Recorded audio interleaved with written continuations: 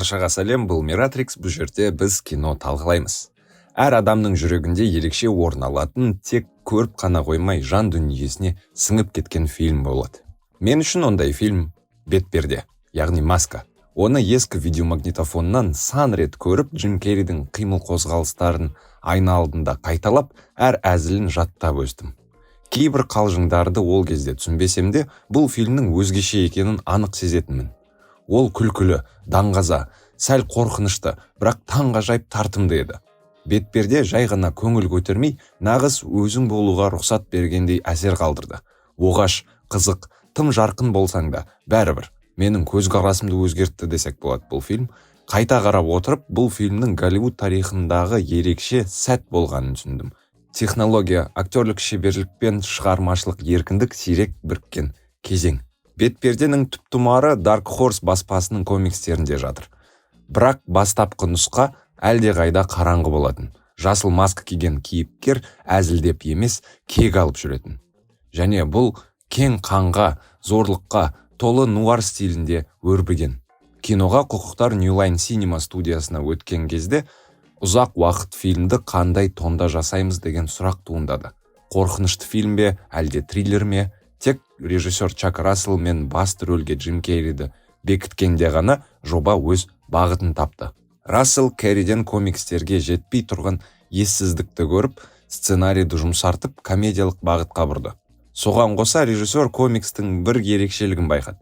Бетперденің басты фишкасы басты кейіпкердің басқаларға қарағанда мультик тәрізді болғаны.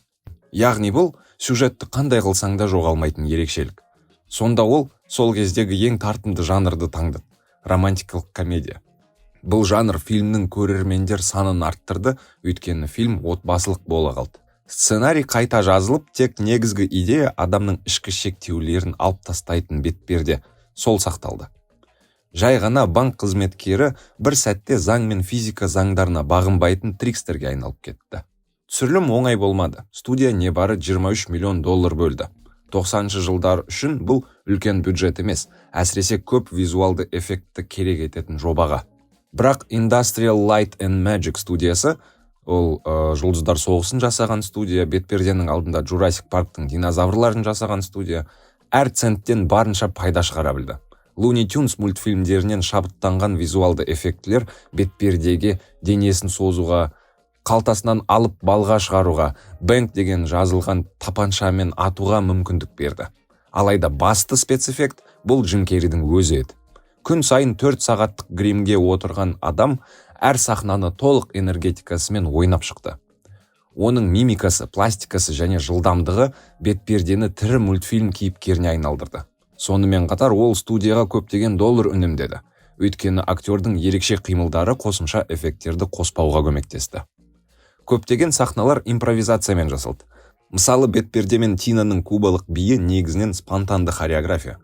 Бұл фильмнің ең күшті жері ол сценарийге бағынбайтын өз өмірі бар туындыдай әсер қалдырады. Ал полицейлермен билейтін сахнаның түк мәні болмады. Продюсерлер оны алып тастамақ болды, алайда тесттік көрсетілімдерде бұл сахна көрермендерге ерекше ұнаған соң оны қалдыруға тура келді. Егер Джим Керри бетпердеден кейін ғаламдық жұлдызға айналса, Кэмерон Диас ашылған жаңалық болды. Бұл оның кинодағы алғашқы рөлі еді. Оны кастингке модельдік агенттік арқылы шақырған, бастапқыда рөлі өте шағын болуы тиіс еді, бірақ Керри мен араларындағы химия соншалықты әсерлі болғандықтан рөл кеңейтілді. Кэмерон Голливудтың жаңа иконасына айналды десек болады. Кэмерон Диас бетперде кастингін 12 рет өтті.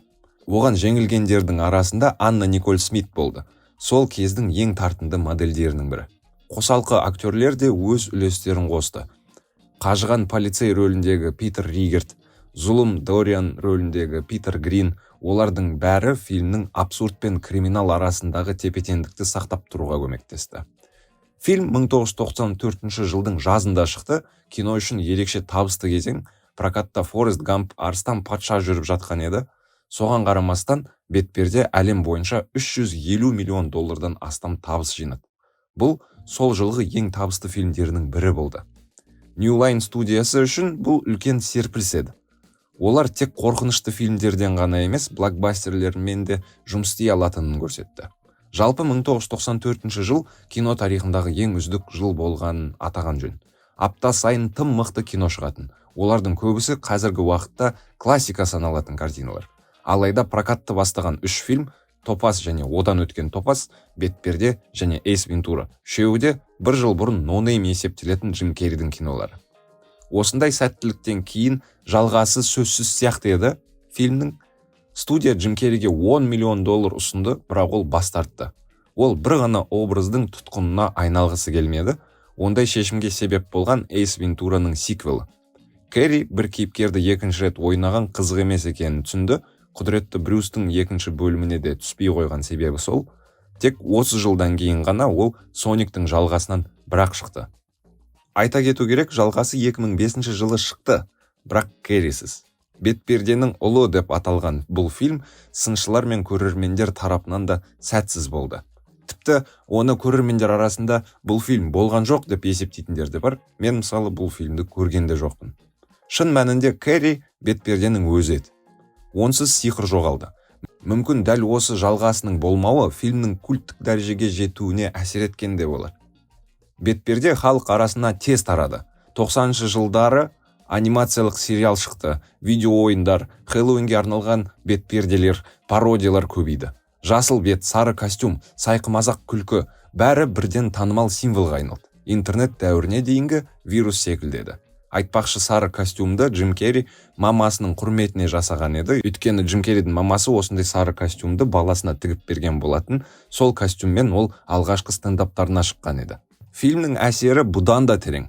Бұл фильм CGI, яғни компьютерлік графика және актерлік шеберліктің алғашқы рет шынайы үйлескен мысалы болды. Бетперде болмаса, өмір мен анимацияны үйлестіретін кейінгі фильмдердің көбі тумастай еді. Сонымен қатар ол визуалды жағынан ессіз, батыл комедиялар үшін жаңа стандарт орнатты. Айтпақшы, жақында Керри Бетперденің сиквеліне жақсы сценарий жазылса ораламын деп айтып қалды. Оған қоса 10 жыл киноға түспеген Кэмерон Диас та мансабын жаңғыртқаны бар. Джим келсе, мен де түсемін дейді. Қуантатын жаңалық, өйткені 30 жыл өтсе де Бетперде әлі де сергек көрінетін фильм.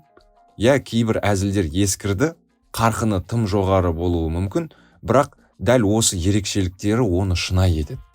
Бұл елестетудің шексіздігін паш ететін мереке фильм. Ол супер қахрамандық емес, шынайы менді еркіндікке шығару туралы туынды. Мен үшін Бетперде жай ғана балалық шақтың естелігі емес. Ол еркіндік, ойын және тоқтауға болмайтын қуаттың көрінісі. Тіпті уақытта оған әсер ете алмайды. Басқа менің айтарым жоқ. Келесі көріскенше жақсы кино көріңіздер.